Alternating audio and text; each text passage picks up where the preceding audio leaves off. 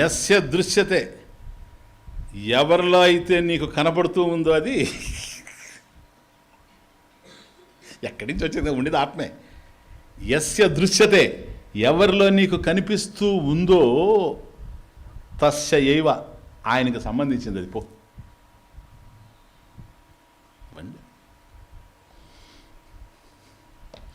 ఎవరిలో నీకు కనిపిస్తూ ఉందో ఆయనకి సంబంధించింది. ఎందుకంటే ఇది మాయ గనక ఎక్కడ కనపడుతూ ఉంటే అక్కడ ఉందన్నారు, అంతకన్నా ఇంకేం లేదు. అంటే దానికి ఒక ప్రూఫ్ ఏం లేదు గనక యస్య దృశ్యతే తస్యైవ.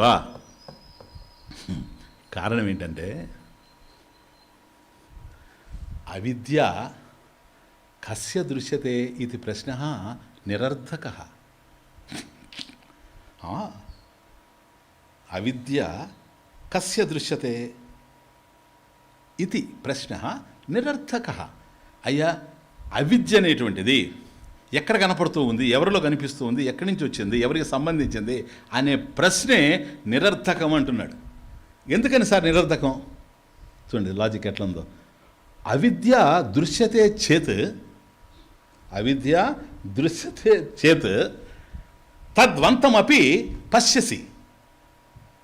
వండర్ఫుల్ సెంటెన్సెస్ ఇవన్నీ. అవిద్య దృశ్యతే చేత్, ఒకవేళ అవిద్య అజ్ఞానం అనేది గనక కనిపిస్తే తద్వంతమపి పశ్యసి. బ్యూటిఫుల్ పదప్రయోగం సాంస్క్రిట్లో. తత్ వంతం అపి, వంతం కొత్త పదం ఇక్కడ మీకు.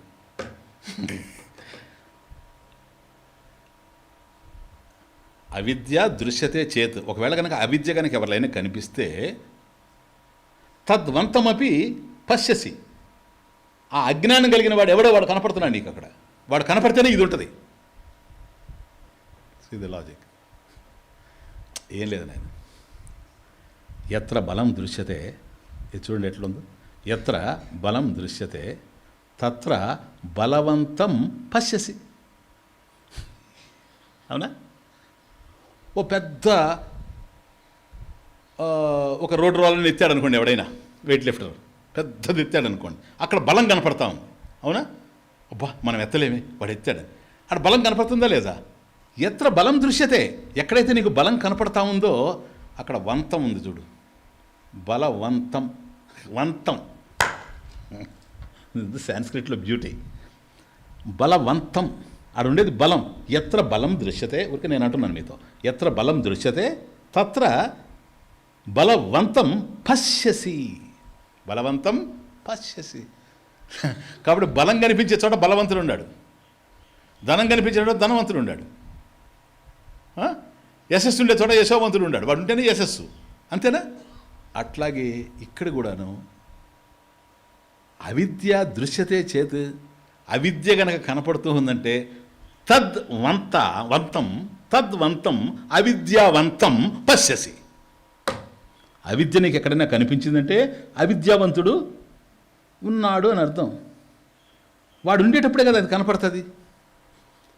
మరి ఎవరిలో కనపడుతుంది అనేది ఏంటి? ఎవరు సబ్జెక్ట్, ఎవరు వాడా లేకపోతే అవిద్య? కాబట్టి నీకు అవిద్య కావాలి అంటే అవిద్యావంతులు ఉన్న చోటే అది కనపడతా ఉంది. అది ఇంకేం ప్లీజ్.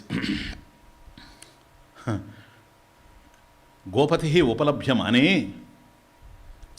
గావః కస్యేతి ప్రశ్న నిరర్థక భవేత్. గోపతి ఉపలభ్యమానే. ఇప్పుడు ఒక ఇంట్లో ఉంది, వెనక ఒక గోశాల ఉంది. ఆ ఇంట్లో గోవుల పశువులు ఉండేటువంటి కొట్టం ఒకటి ఉంది, అందులో గోవులు ఉన్నాయి. ఒక ఇంట్లో గోవులు ఉన్నాయి. గోపతి ఆ గోవుల యజమాని ఆ ఇంటివాడే, మనకు తెలుసు. అందుకని సాయంత్రం వచ్చిన తర్వాత ఆయన గోవులన్నీ కూడా లోపలికి వెళ్ళి కట్టేశాడు. గోపతి ఉపలభ్యమానే, ఒకవైపు నీకు గోవుల యజమాని కనిపిస్తూ ఉంటే గోపతి ఉపలభ్యమానే, అది ఆయన ఇల్లు, ఆయన గోవులు.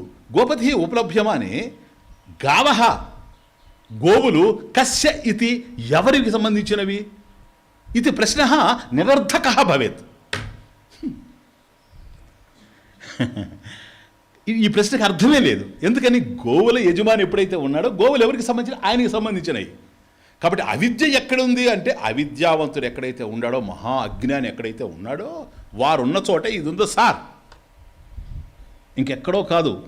అజ్ఞానం ఎక్కడి నుంచి వచ్చింది, ఎక్కడుందని కాదు. అజ్ఞాని ఎక్కడ ఉన్నాడో అక్కడే అజ్ఞానం ఉంది. బలవంతుడి దగ్గరే బలం ఉంది. అజ్ఞానం ఎక్కడైతే ఉన్నాడో అక్కడ అజ్ఞానం ఉంది. అవిద్యావంత. కాబట్టి అవిద్యావంతుడు ఎక్కడైతే ఉన్నాడో అక్కడే అవిద్య ఉంది. కాబట్టి ఈ అవిద్య వల్ల ప్లీజ్ సీ దిస్ పరిచ్ఛిన్న ఇవ అజ్ఞానాత్.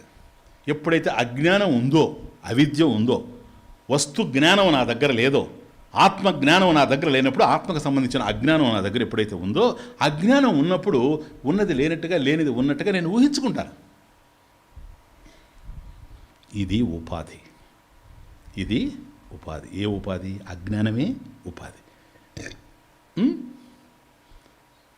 టెక్నికల్గా చెప్పాలంటే ఏ ఉపాధి? అజ్ఞానం కారణోపాధి, అవిద్య కారణోపాధి.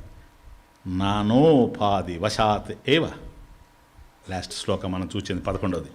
నానా ఉపాధి వశాత్ ఏవ ఉపాధి భేదాత్ జాతి వర్ణాశ్రమాదయ. కాబట్టి ఎప్పుడైతే ఈ ఉపాధులు వచ్చాయో, ఉపాధుల భేదం వల్ల జాతి, ఆయన మానవ జాతి, దాంట్లో ఆయన బ్రాహ్మణుడు, లేదు ఆయన వైశ్యుడు, ఆయన మరొక ఆయన నామము, ఇవన్నీ కూడాను ఆశ్రమాలు. ఈయన గృహస్థ, ఆయన బ్రహ్మచారి, ఈయన వానప్రస్థ, ఇవన్నీ కూడాను సన్యాసి. ఈ ఆశ్రమాలన్నీ కూడా వచ్చాయి. ఇదంతా కూడాను ఉపాధి భేదాత్. ఉపాధి భేదాత్ ఇది. నానా ఉపాధి వశాత్ ఏవ జాతి వర్ణాశ్రమాదయ ఆత్మని ఆరోపితా. ఇప్పుడు అర్థమైపోయిందే?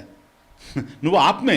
ఆత్మజ్ఞానం లేకపోవడం వల్ల ఇవన్నీ కూడా ఆత్మ యందు ఆరోపించబడ్డాయి. కుండకు సంబంధించిన జ్ఞానం ఉండడం వల్ల కుండ నీకు ఎట్లాగైతే క్లియర్గా తెలిసిపోయిందో, ఆత్మ జ్ఞానమే కనుక నీకుంటే ఆత్మ క్లియర్గా తెలిసిపోద్ది. ఆత్మ జ్ఞానం లేదు, ఆత్మ ఉంది, నేను అంటున్నావు. ఆ నేనేమిటని ప్రశ్నిస్తే నేను దేనికి సంబంధించినది? నువ్వే. ఆ నువ్వేమిటి? ఆత్మే. కానీ ఆత్మ జ్ఞానం లేకపోవడం వల్ల మరొకటి, నేను దేహము, నేను సంకల్పించేవాడిని, నేను దుఃఖి, నేను సుఖి, నేను వికల్పం చేసేవాడిని, నేను కర్త, నేను భోక్త, ఇవన్నీ వస్తూ ఉన్నాయి. అసలు విషయం ఎగిరిపోయింది. అర్థమవుతుంది? కాబట్టి ఆత్మ ఏమిటి అన్నప్పుడు అది తప్ప అన్నీ తెలుస్తున్నాయి. అది తప్ప అన్నీ తెలుస్తున్నాయి. ఇవన్నీ మనకు ఉపాధులు అయిపోయినాయి. కథం తోయే రసవర్ణాది భేదవత్. తోయే జలే. కాబట్టి నీటిలో రసవర్ణాది భేదవత్. కాబట్టి నీటి యందు ఒక రంగు, అట్లాగే దాని యొక్క రుచి ఎట్లాగైతే మనం కల్పిస్తూ ఉన్నామో లేనివి, అట్లాగే ఆత్మ యందు స్థూలత్వం, కృషత్వం, సంకల్పత్వం, వికల్పత్వం, భోక్తృత్వం, కర్తృత్వం, దుఃఖిత్వం, సుఖిత్వం అన్నీ కల్పించబడ్డాయి. కాబట్టి ఇప్పుడు ఏం చేయాలి? మనం ఆ ఉపాధులు ఏవైతే ఉన్నవో, మనం కానివి మనము అని ఏవైతే అనుకుంటున్నామో అవి మనకు కాదని మనకు తెలిస్తే ఆ తరువాత మనం ఏమిటో మనకు తెలుస్తుంది. కాబట్టి ఇప్పుడు ఆత్మ కాదు, ఆత్మ నువ్వే ఉన్నావు. ఆత్మ నీవు అయ్యుండగా అనాత్మ ఏదో అదే నీవు అనుకుంటున్నావు గనక, నీవు కాని దానిని నీవు అనుకుంటున్నావు గనక, నీవు కానిది ఏదో నీకు తెలిస్తే తప్ప దాన్ని తొలగించుకొని నువ్వు అయినదేదో నువ్వు తెలుసుకోలేవు. ఇది ఉపాధిత్రయం విషయం. Please next. పంచీకృత మహాభూత సంభవం కర్మ సంచితం శరీరం సుఖ దుఃఖానాం భోగాయతనముచ్యతే. చూసారా? ఈ జాతి, వర్ణ, ఆశ్రమ ఇవన్నీ కూడా ఎందుకు వచ్చాయి మనకు? ఉపాధి వశాత్ ఏవ కదా. ఆ ఉపాధులు 3 రకాలుగా ఉంటాయి. ఉపాధులు 3 రకాలుగా ఉంటాయి. ఒకటి స్థూలోపాధి, రెండవది సూక్ష్మోపాధి, మూడవది కారణోపాధి. ఇవి 3 ఉపాధులు. స్థూలం, ఇదిగో ఏలే సింపుల్గా అర్థం చేసుకోండి. ఇప్పటివరకు బాగా అర్థమైంది కదా, ఇప్పుడు అర్థమవుతుంది. ఇది స్థూలం, స్థూల దేహం, గ్రాస్ బాడీ. ఇది కదలడానికి ఏది ఆధారంగా ఉందో లోపల అది సూక్ష్మదేహం. తర్వాత శ్లోకంలో వస్తుంది, ఎక్స్ప్లెయిన్ చేస్తా. ఇప్పుడు ఏమి మీకు కన్ఫ్యూజన్ అవసరం లేదు. సూక్ష్మదేహం, మనసు, బుద్ధి, ప్రాణము ఇవన్నీ కూడాను సూక్ష్మదేహం కిందకి వస్తాయి. ఈ రెంటికి ఆధారమైంది ఏదో కారణం, అజ్ఞానం, అవిద్య. అవిద్య అది కారణ శరీరం. సుషుప్తిలో అది ఉంది. ఇట్లా చూసినప్పుడు జాగ్రత్త అవస్థ, స్వప్నావస్థ, సుషుప్తి అవస్థ, స్థూల సూక్ష్మ కారణ. పోనీ ఇక్కడే